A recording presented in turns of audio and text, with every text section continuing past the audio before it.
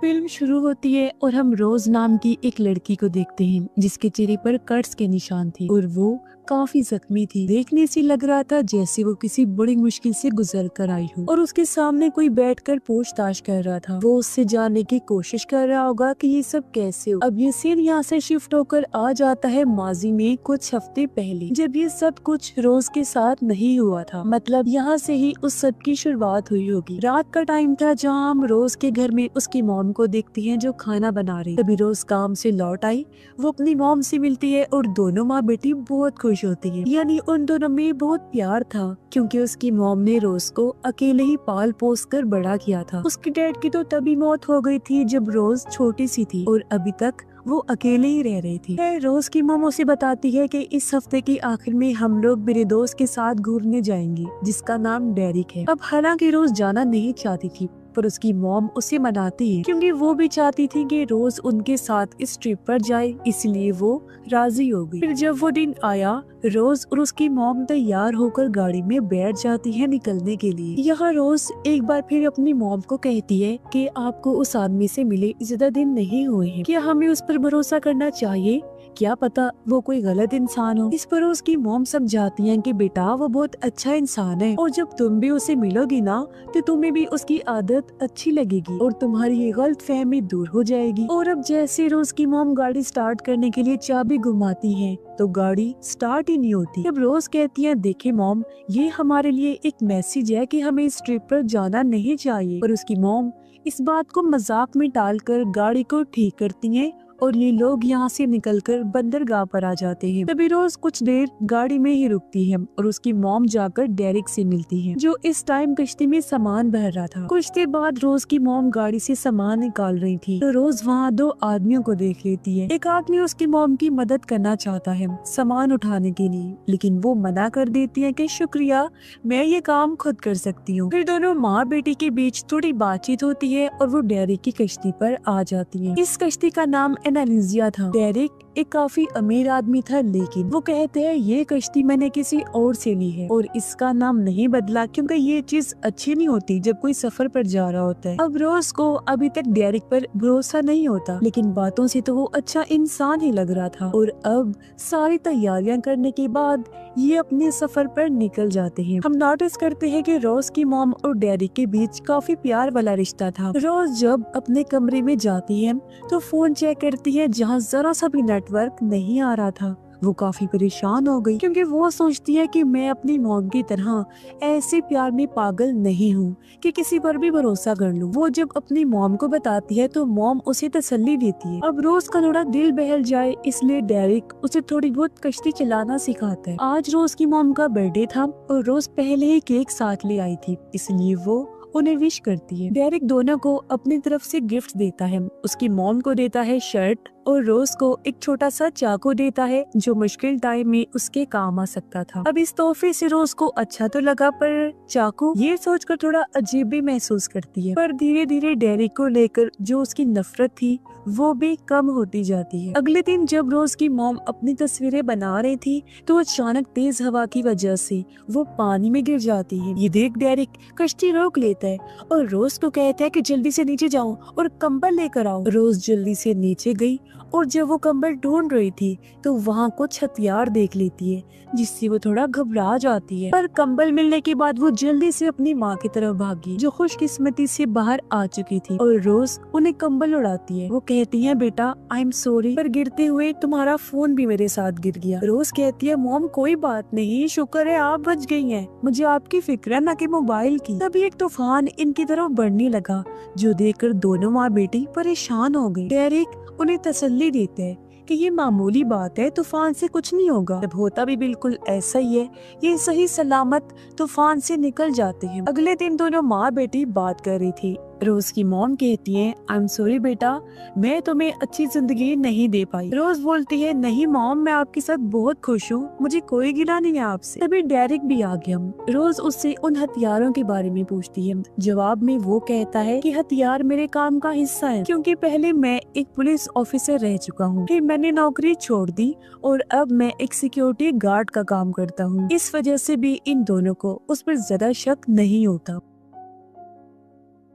रोज को हथियारों में थोड़ी बहुत दिलचस्पी थी, इसलिए डेरिक उसे गन चलाना सिखाता है। वो इस बात से हैरान भी होता है कि रोज काफी जल्दी सीख रही थी। वो उसकी तारीफ करता है। मॉम बताती है कि रोज के डैड आर्मी में थी, शायद इसी वजह से इतनी अच्छी है हथियार चलाने में। टाइम के साथ साथ अब रोज को भी डेरिक के साथ अच्छा लगने लगता है। अब एक रात जब वो सो रही थी तो अचानक शोर से रोज की आँख खुल गई। वो जब चेक करने गई तो एक दूसरी कश्ती इन्हीं की तरफ आ रही थी, जिसमें 3 लोग थे और उनके पास हथियार थे। वो इनकी कश्ती में घुसकर गन पॉइंट पर डेरिक और उसकी मॉम को डराने धमकाने लगती है। वो डेरिक से कुछ सवाल करती है क्योंकि किसी चीज के बारे में वो जानना चाहती थी, पर वो उन्हें कुछ नहीं बताता। इसलिए गुस्से में एक आदमी रोज की मॉम को जोरदार थप्पड़ मारता है, जिससे वो नीचे गिर गई। वो रोज को देख लेती है और फौरन उसे चुपने का कहती है। इसलिए रोज जल्दी से नीचे आई गन लेने, पर इससे पहले गन लेकर वो वापस आती उसकी मॉम को शूट करके वो लोग मार देते हैं। एक गोली डेरिक को भी मारी जो उसके कंधे पर लगी और वो समंदर में जा गिरता है। रोज पूरी तरह से डर चुकी थी। वो नीचे ही छुपकर बैठ गई, हाथ में गन पकड़ी हुई थी कि अगर कोई आएगा नीचे तो अपने बचाव में वो शूट करके उसे मार देगी। जिस चीज की तलाश में वो लोग आए थे वो ना मिलने पर वहाँ से जाने का इरादा करते हैं। खुशकिस्मती से उन्होंने रोज को नहीं देखा, पर जाते जाते वो कश्ती पर आग लगा जाते हैं। कुछ देर बाद रोज बाहर आई और अपनी माँ की लाश को देखकर वो पूरी तरह टूट जाती है। उसे अब आग भी बुझानी थी, तो अपनी जान बचाने के लिए वो आग बुझाने में लग जाती है, जिसमें वो कामयाब रही। पर अपनी माँ को खोने की वजह से वो बहुत रोती है। पूरी तरह से अकेली पड़ गई थी, इसीलिए पूरी रात उसे नींद नहीं आती। सुबह जब वो खुद को संभालती है तो अपनी माँ की लाश को कपड़े में लपेट देती है। अब जो कपड़ा कश्ती के साथ लगा लहरा रहा था, जिसकी मदद से कश्ती आगे चल रही थी, वो पूरी तरह जल चुका था। रोज को भी समझ नहीं आती कि वो क्या करे, क्योंकि कश्ती के बारे में उसे ज्यादा जानकारी नहीं थी। इसलिए वो रेडियो ढूंढने नीचे गई ताकि मदद बुला सके, पर बदकिस्मती से रेडियो भी पूरी तरह जल चुका था। रोज अब सोचने लगती है कि मैं आखिर क्या करूं, अकेली समंदर के बीचों बीच फंस गई हूँ। तभी उसकी नजर एक रस्सी पर जाती है। उसने जब रस्सी खींची तो उसके साथ डेरिक बंधा हुआ था। वो जिंदा था, बस गोली की वजह से जख्मी था। वो समंदर के अंदर से रोज से मदद मांगता है। तब रस्सी खींचकर रोज उसे कश्ती पर ले आती है। वो बार बार उससे यही सवाल कर रही थी कि वो लोग कौन थे जिन्होंने मेरी माँ को मार डाला, पर डेरिक यही कहता है कि मैं खुद नहीं जानता कि वो लोग कौन थे। रोज उससे पूछती है, अब मुझे ये बताओ कि आगे मैं क्या करूँ, क्योंकि रेडियो जल चुका है, कपड़ा जल चुका है, समझ नहीं आ रही कि क्या किया जाए। तब डेरिक उसे बताता है कि तुम सबसे पहले वहाँ पड़ा हुआ कपड़ा लगाओ, इससे हमारी कश्ती आगे बढ़ेगी। रोज ने ऐसे किया, वो कपड़ा लगा देती है। अगले दिन रोज डेरिक की चोट की मरहम पट्टी करती है, पर उस पर भरोसा नहीं करती।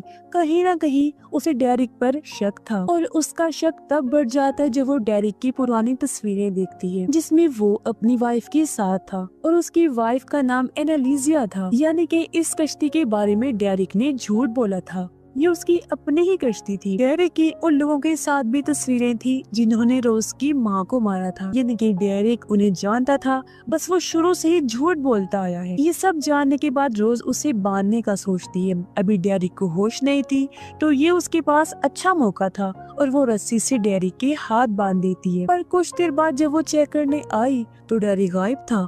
रोज उसे ढूंढने लगती है। वो जब नीचे आई तो डेरिक वहाँ था। रोज हाथ में चाकू लिए उससे पूछती है कि बताओ वो लोग कौन थे। तब डेरिक सिर्फ इतना ही कहता है कि तुम इस बारे में ना ही जानो तो ही अच्छा है। डेरिक को रोज से जरा भी डर नहीं लग रहा था, ना ही उसे रोज की मॉम की मौत का दुख था। वो रोज को अपनी बातों में फंसा कर उसे कश्ती ठीक करवाने लगता है, क्योंकि उसका एक हाथ बेकार हो चुका था। रोज के पास भी और कोई रास्ता नहीं था उसकी बात मानने के अलावा, क्योंकि डेरिक एक ही था जो उसे इस समंदर से निकाल सकता था। ये लोग इंजन को भी ठीक करने की कोशिश करते हैं, लेकिन वो पूरी तरह बेकार हो चुका था। इसलिए अब इनके पास समुद्री हवाओं के अलावा कुछ नहीं था जिसके जरिए वो आगे बढ़ सकती थी। रोज अपनी मॉम की लाश के गले से लॉकेट निकाल कर पहन लेती है उनकी याद में। ये देख डेरिक कहता है कि तुम्हारी माँ को ये लॉकेट मैंने दिया था, पर रोज जानती थी कि वो झूठ बोल रहा है, क्योंकि उसकी मॉम का ये लॉकेट तो काफी पुराना था, जबकि डेरिक से तो वो कुछ दिन पहले ही मिली थी। अब ये 2 दिन तक ऐसे ही आगे बढ़ते रहे, पर डेरिक एक दिन काफी भड़क जाता है। वो गुस्से में बोलने लगा, क्योंकि नक्शे के मुताबिक वो अपनी मंजिल पर नहीं बल्कि उससे काफी दूर जा रही थी। डेरिक को गुस्से में देखकर रोज अपने कमरे में जाकर छुप जाती है। अपने बचाव में उसने हाथ में गन भी ले ली थी। सुबह जब वो बाहर चेक करने आई तो डेरिक कोने में बैठा हुआ था मायूस होकर। रोज खुद ही आसपास देखने लगती है, जहाँ उसे एक आइलैंड नजर आया और अब वो डेरिक से बिना पूछे ही आइलैंड की तरफ कश्ती मोड़ लेती है। पर ये इस कश्ती के जरिए किनारे तक नहीं जा सकते थे, इसलिए इन्हें राफ्ट यानी छोटी कश्ती के जरिए वहाँ पर जाना पड़ेगा। डेरिक भी आइलैंड पर जाना चाहता था, इसलिए वो पहले ही राफ्ट में सवार हो जाता है। पर एक हाथ के काम ना करने की वजह से उसे रोज की जरूरत थी चप्पू चलाने के लिए, पर रोज भी उस पर भरोसा नहीं कर सकती थी, मगर मजबूरी थी, इसलिए वो भी चुपचाप राफ्ट में आ जाती है। वो जब चप्पू चला रही थी तो चप्पू का एक हिस्सा खुलकर पानी में गिर गया, क्योंकि ये रोज के लिए नया नया था, इसलिए वो चप्पू लेने समंदर में जाती है, पर उसे तैरना नहीं आता था, इसलिए वो डूबने लगी। और तो उसने लाइफ जैकेट भी पहनी हुई। राफ्ट में से डेरिक उसे बता रहा था कि कैसे वो लाइफ जैकेट को उतार सकती थी, पर जब वो थोड़ा सा डूब गई तो डेरिक को समंदर में कूद कर उसे किनारे लेकर आता है। रोज बेहोश थी, उसकी सांसें बंद हो रही थी, पर डेरिक CPR देकर उसे होश में लेकर आता है। डेरिक आइलैंड को चेक करने चला गया। खुद को संभालने के बाद रोज भी आइलैंड के जंगल में जाती है, पर जब वो केव यानी गार में गई तो डेरिक को पीने का पानी मिल जाता है और वो रोज को पानी पीने का कहता है। ये आइलैंड पूरी तरह से वीरान था, इसलिए रोज कहती है चलो यहाँ से चलते हैं, पर डेरिक कहते हैं हम कल जाएंगे क्योंकि जल्द रात होने वाली थी। ये लोग राफ्ट को किनारे पर ले आए थे, इसीलिए रोज उसमें जाकर सो जाती है, जबकि डेरिक बाहर आग जला लेता है। रोज को नींद नहीं आ रही थी, इसलिए वो डेरिक के पास आकर बैठ जाती है। दोनों बातें करने लगी और डेरिक उसे अपनी कहानी बताने लगता है। वो कहता है मैं एक ईमानदार पुलिस वाला था, 10 साल तक मैंने अच्छे से अपना फर्ज निभाया, पर मेरे हाथ कुछ नहीं आया। मेरी हालत जहाँ दिन ब दिन बदतर होती जा रही थी तो दूसरी तरफ लोग अमीर हो रहे थे। मेरी वाइफ मुझे छोड़ के चली गई क्योंकि वो मुझे हालात से हारा हुआ समझ रही थी। बस फिर मैंने अच्छाई का रास्ता छोड़कर बुराई का रास्ता अपना लिया और मैं गलत लोगों के साथ मिल गया, जहां मुझे बहुत पैसा मिला और मैं अमीर हो गया। अब मैं जिस आदमी के साथ काम करता था वो सच में किसी शैतान से कम नहीं था, क्योंकि उसने सारे बुरे काम किए जिसके बारे में तुम सोच भी नहीं सकती, जैसे कि चोरी, लूट मार, लड़कियों को अगवा करना, फिर उनकी स्मगलिंग करके बेच देना और हर तरह का गलत काम। और हाँ, मुझे तुम्हारी माँ से प्यार व्यार नहीं था, मुझे तो वो बस वैसे पसंद आई थी, तो इसलिए मैंने उसे फंसाया क्योंकि वो भी खूबसूरत थी और तुम भी। वो नहीं रही तो तुम तो हो, माँ न सही तो बेटी सही, जिससे रोज को काफी गुस्सा आया। अगर डेरिक बताता है मेरा बॉस तुम जैसी खूबसूरत लड़कियों को ही पसंद करता है जिनको अगवा करके वो उनको बेच दिया करता था। और हाँ, करें बात मेरी, मुझे भी इन बुरे कामों में फिर बहुत मजा आने लगा, जैसे कि लोगों को लूट कर मैं काफी इंजॉय करता था। मैंने अपने बॉस को भी लूटा, वो उस दिन अपने पैसे मुझसे लेने आया था जिसमें तुम्हारी माँ मारी गई। ये सारी बातें सुनकर रोज अपने गुस्से पर काबू नहीं कर पाती, वो मुक्का मारकर डेरिक को नीचे गिरा देती है, फिर उसके बैग से गन निकालकर डेरिक पर तान कर उसे मारने की धमकी देती है। लेकिन डेरिक अभी भी उससे नहीं डर रहा था, वो उसे ताना मारता है कि तुम एक रस्सी तो बांध नहीं सकती, मैं आजाद हो गया जहाँ से, तो मुझे क्या मारोगी। रोज उस पर भड़कती है, वो जैसे ट्रिगर दबाती है गोली नहीं चलती क्योंकि गन खाली थी। देख डेरिक को मौका मिल गया, वो उस पर झपट पड़ा, नीचे गिरा लेता है, पर रोज किसी तरह खुद को छुड़वा कर भाग जाती है और डेरिक को गन मिल गई। जल्दी से रोज जंगल में भाग जाती है। डेरिक कहता है अब तुम हद से ज्यादा जान गई हो, इसलिए तुम्हें मरना होगा। वो गन लेकर जंगल में उसके पीछे भागने लगता है, जहाँ रोज भाग रही थी और डेरिक उसके पीछे पड़ा हुआ था और रात भर बस यही चलता रहा। सुबह रोज प्लान बनाती है कि मैं राफ्ट लेकर यहाँ से भाग जाऊंगी, पर डेरिक जो ऊंची जगह पर खड़ा था वो रोज को देखते ही गोलियां चलाने लगता है। एक गोली रोज के पैर में भी लग जाती है, साथ ही डेरिक भी ऊंची जगह से गिर जाता है। वो मरता तो नहीं लेकिन काफी जख्मी हो गया था और रोज उसे ऐसे मरता छोड़कर राफ्ट में आ गई। फिर जल्दी से कश्ती में भी चली जाती है, पर अब धीरे धीरे कश्ती भी डूबने लगती है, इसलिए रोज भारी सामान बाहर फेंकने लगती है। फिर उसे अपनी माँ की लाश को भी समंदर में छोड़ना पड़ा, लेकिन फिर भी कश्ती डूब गई और रोज को वापस राफ्ट में आना पड़ा, लेकिन वो काफी रो रही होती है। ऐसे ही 2 दिन तक वो समंदर में रही। एक दिन उसे एक कश्ती दिख जाती है, तो फ्लेयर गन की मदद से रोज कश्ती का ध्यान अपनी तरफ करती है। उन लोगों ने फ्लेयर की रोशनी देख तो ली थी, पर वो रात को आती है रोज को बचाने और उसे अपनी कश्ती में ले आए। खाने के लिए उसे कुछ देते हैं और उन लोगों के पास हथियार भी थे, जिन्हें देख रोज समझ गई कि ये लोग जिन्होंने मेरी जान बचाई है अच्छे लोग नहीं है, क्योंकि तभी वो एक लड़की को देखती है जिसने नशा किया हुआ था और उसे कहीं ले जाया जा रहा था। अब रोज नहाने का बहाना बनाकर बाथरूम में जाती है। उसे अंदाजा हो गया था कि ये वही लोग हैं जिनके बारे में डेरिक ने बताया था, जो लड़कियों की स्मगलिंग करते हैं। उसे तभी उनका बॉस भी दिख गया, जो भी इस शिप में आ गया था, जिसे खूबसूरत लड़कियां पसंद थी। तो एक प्लान बनाकर रोज अच्छे से तैयार होकर बॉस के पास जाती है। वो उसे अपनी बातों में उलझाकर फंसाने की कोशिश करती है। जब बॉस उसकी बातों में आ गया तो मौका पाकर रोज एक रेंच से उस पर हमला कर देती है। वो उसे बुरी तरह मार कर उसकी जान ले लेती है। फिर ढूंढने पर रोज को और हथियार भी मिल जाते हैं और अब पूरी तरह बाजी पलट गई। रोज अपनी फार्म में आ जाती है, जहाँ वो पहले मासूम से दिखने वाली लड़की थी, अब वो एक कातिल, एक शूटर बन चुकी थी। जो कोई भी उसके सामने आ रहा था वो उसे मारती जा रही थी और ऐसे वो अपनी बहादुरी और हिम्मत का मुजाहिरा करते हुए सबको मार गिराती है, जो चीज हालांकि नामुमकिन थी। फिर वो आगे बढ़ते हुए उस लड़की तक पहुँचती है जिसे नशे की हालत में रोज ने देखा था। लड़की कहती है, इस शिप पर मैं अकेली नहीं हूँ, मेरे जैसी और भी लड़कियां इस शिप पर बंद हैं, जिन्हें ये लोग अगवा करके ले जा रहे थे बेचने के लिए। रोज जाकर एक दरवाजा खोलती है जहां वो सारी लड़कियां उसे मिल जाती हैं जिनको कैद किया हुआ था, और इससे पहले रोज उन्हें बचा पाती, बॉस का एक साथी जो अभी तक जिंदा था वो आकर रोज पर गन तान देता है। पर इससे पहले वो रोज को मारता, रोज उससे पहले ही वार करके उसी पर गोली चला देती है और वो मारा जाता है। फिर जब रोज ऊपर आई तो एक और जिंदा था, जो और कोई नहीं बल्कि डेरिक था। उसे जिंदा देखकर रोज हैरान रह गई। पूछती है, तुम तो उस आइलैंड पर मर गए थे ना, तो फिर यहाँ कैसे, और वो भी जिंदा? तब डेरिक बताता है कि वहाँ मेरा बॉस आ गया, उसे मैंने कहा कि मेरी जान के बदले तुम, और उसे फिर मैंने शिप पर भेजा था ये कहकर कि तुम वहाँ पर हो, और उसने मुझे बचा लिया। ये सुनकर रोज हंसने लगी।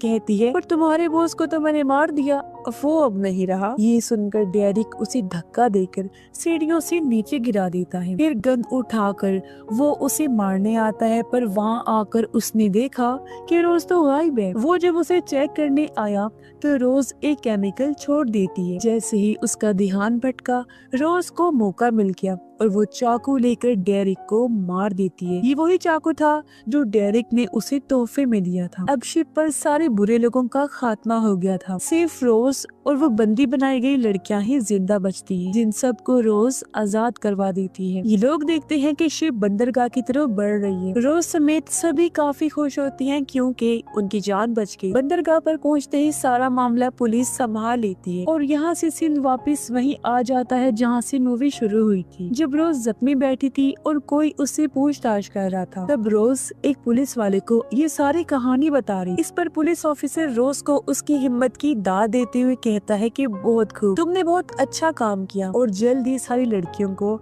उनके घर भेज दिया जाएगा। यहाँ रोज कहती है, मैं वापस अपने घर नहीं जा सकती, वहाँ मेरे लिए कुछ नहीं, मेरी जिंदगी तो खत्म हो चुकी है। पर पुलिस वाला ये कहकर वहाँ से चला जाता है कि तुम तो बहुत बहादुर हो, तुम्हारे पास तुम्हारा फ्यूचर है, तुम्हारा आने वाला वक्त जिसके लिए तुम लड़ी, तो उसी के लिए तुम्हें जीना है। ये सुनकर रोज के अंदर एक हिम्मत आती है और वो फैसला करती है कि मैं मूव ऑन करूंगी और एक बार फिर अपनी जिंदगी को बेहतरीन बनाकर जीऊंगी। और इसी के साथ ये फिल्म